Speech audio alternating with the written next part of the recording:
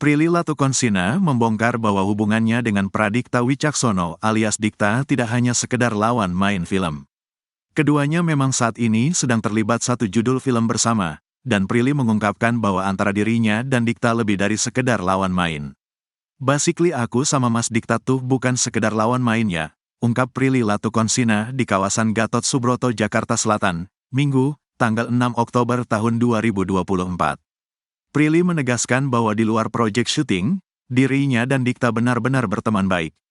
Bahkan antara Dikta dan Prilly sudah sering saling curhat satu sama lain, sehingga hubungan mereka lebih dari sekedar rekan kerja. Aku sama Mas Dikta tuh beneran teman, iya kita aslinya temenan, ujar Prilly sembari tertawa.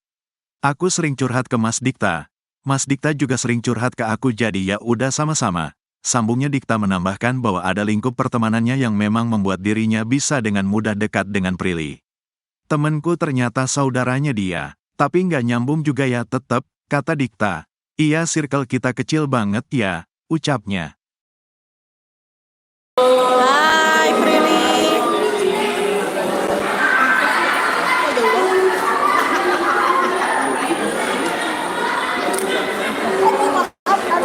Enggak kok, gue yang nendang.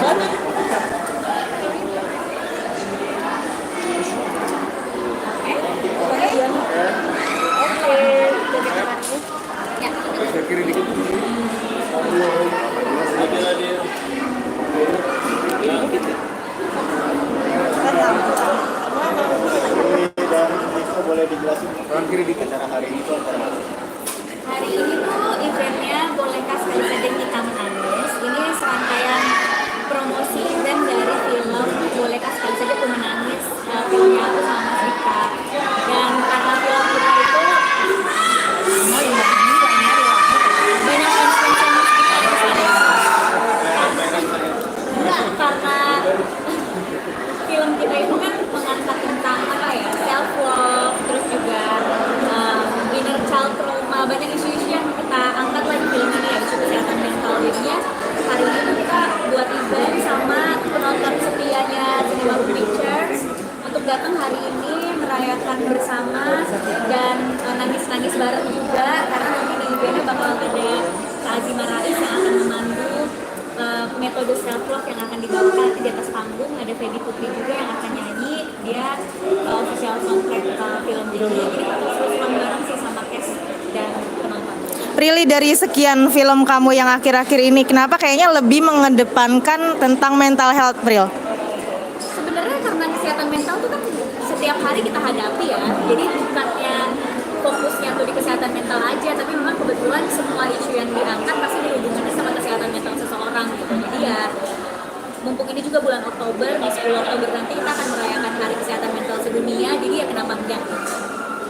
Tips dari Kak sendiri soal kesehatan mental ini ada nggak sih? Ini jagonya pasti kita banget nih ngasih tips kesehatan mental. Liburan.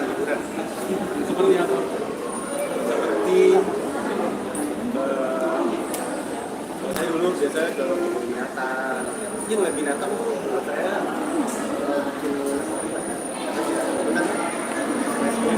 buat kita lakukan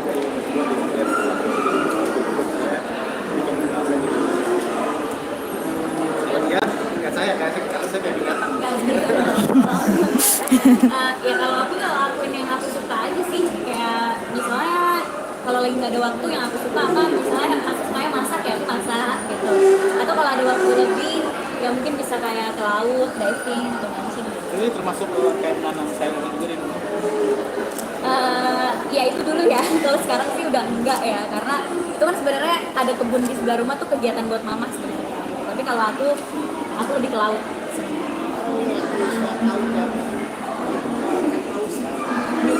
Iya, kalau aku lebih senang melihat ikan-ikan di laut, ikan hiu paus, gitu, diving. Ya itu lumayan jadi stress relief juga sih. Jadi intinya melakukan apapun yang kita suka sih, menurut aku bisa memperbaiki kesehatan mental. Termasuk main bisa sih. Yoga akrobatik juga nggak sih? Aku nggak bisa yoga akrobatik. Apa? Yang itu free diving. Itu free diving tapi pose aja, itu pose-pose di dalam air aja, tapi ya itu olahraganya free diving gitu. Aku nggak bisa yoga, jadi ya free diving juga lumayan bikin tenang.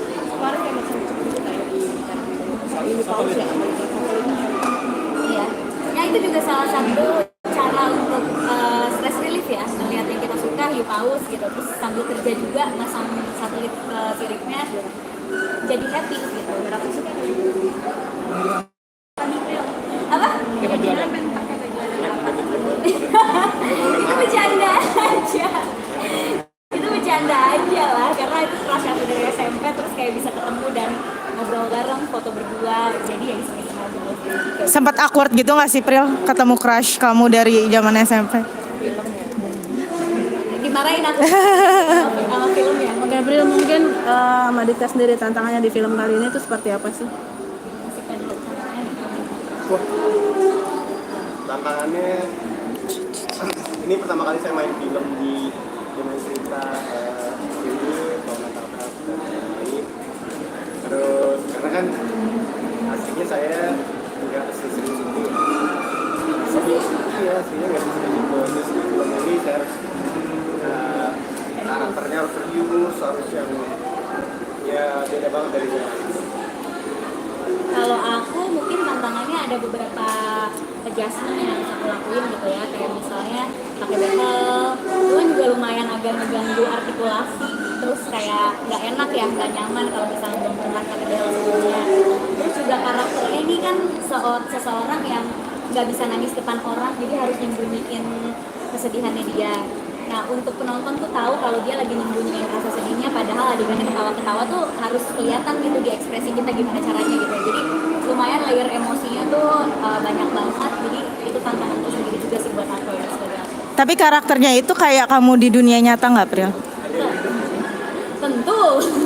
Menurut aku karakter aku di film nih relate sama banyak orang sih, dimana kayak dia harus menyembunyikan kalau dia itu sebenarnya nggak baik-baik aja. Kan pasti dari kita semua sering ada di situasi kayak gitu kan, misalnya harus kerja tapi sebenarnya nggak baik-baik aja, harus ketemu banyak orang tapi sebenarnya mungkin lagi kesel. Itu aku hadapi setiap hari sih gitu. Namanya juga kerjanya public figure ya, kita harus ketemu sama orang dan harus ceria setiap saat, tapi kan nggak baik-baik setiap saat juga. Jadi sangat relate sama aku. Cuma kan dimana aku di dunia nyata sama Tari di karakternya kan dua orang yang berbeda, jadi harus dicari perbedaannya justru supaya dua karakter itu terlihat beda dan hidup. Nah, Dita, Apa? Perbedaannya perbedaannya mungkin kalau Tari itu dia belum sekuat Prilly kan ya. Kalau Prilly aku merasa lebih kuat as a person sih, soalnya kalau Prilly kan walaupun nggak baik-baik aja, tapi karena pekerjaannya public figure mau nggak mau kita harus terlihat baik.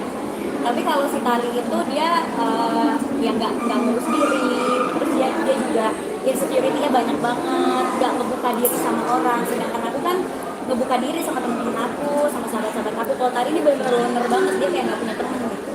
Pril, pemilihan Dikta sendiri untuk peran ini emang kamu yang milih atau Mas Dikta ikut casting atau seperti apa sih? Aku yang pilih. Nah, kenapa? Karena aku sama Mas Dikta tuh udah pernah project kan. Kita projectnya kan series Cinta Dua Kisah. Dan itu seriesnya tuh lucu banget. Tapi sebenarnya yang terjadi di lokasi syuting tuh kita sebenarnya sering ngobrol hal-hal yang serius dan banyak visi yang sama. Dan aku merasa karakternya Mas Dikta tuh sama karakternya Baskara yang ada di film tuh juga punya kesamaan. Terus aku ngerasa kayaknya lucu aja nih, tadinya kita main series yang lucu-lucuan, komedi, terus ketemu ikut yang serius, kenapa enggak? Dikta ketika ditawarkan untuk bergabung di film ini gimana sama Pril?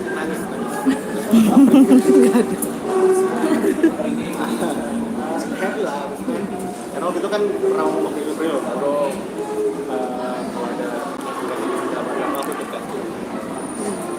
Nggak perlu ikut casting. Salah. Udah bagus. Terus waktu itu tiba-tiba ditawarin, ini kapan?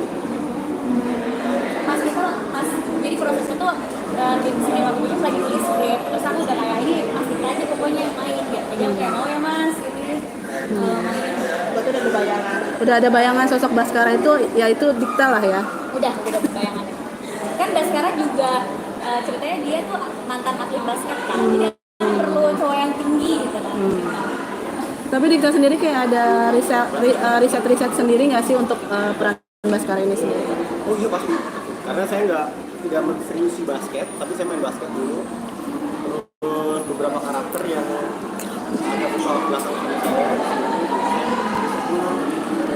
saya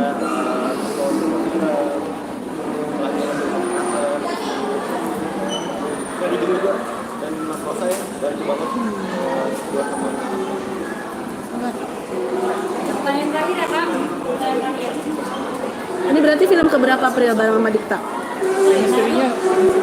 Apa olah rasu? Film keberapa bareng sama Dikta? Ini film kedua, ada yang olah rasa. Olah rasa itu ngapain? Kita setiap hari udah olah rasa karena kita sering cerita gitu. Ya basically aku kan sama Mas Dikta tuh bukannya cuma sekedar lawan main ya, tapi aku beneran bisa lebih dari teman-teman. Kita kan teman aslinya. Temenku adalah saudara kerja. Oh iya benar. Jadi nggak nyambung juga kita kan. Nah, maksudnya banyak circle kita tuh kecil banget, tiba-tiba kayak lo aku kenal ini gitu. Terus aku sering Kak. kita juga sering kenal sama aku, kita sering sharing, jadi menurut aku itu udah orang sama. Tapi kedepannya ada Tadi anak lebih dari teman. Oke, boleh promo langsung. Oke, tanggal 17 Oktober gimana harapan kalian nanti tanggal 17 Oktober Oke, pemutaran? jangan lupa teman-teman semuanya 17 Oktober ke bioskop nonton film kita judulnya benar sekali saja untuk menangis. Siapa tahu ini bisa mewakili perasaan teman-teman semuanya, jadi jangan lupa nonton ke bioskop.